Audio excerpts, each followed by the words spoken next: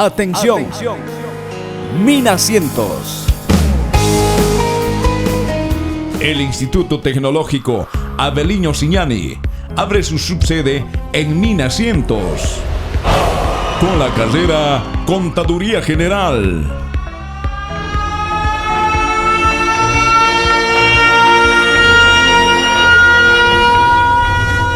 Las inscripciones se inician a partir de la fecha. Requisitos: fotocopia de certificado de nacimiento, fotocopia de carnet de identidad, fotocopia de diploma de bachiller, pago de 200 bolivianos de la matrícula. No pierdas esta gran oportunidad. Serás un profesional altamente calificado en el área de Contaduría General.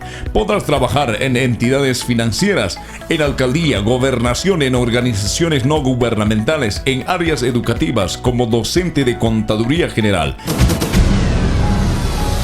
Mayores referencias con David Montes.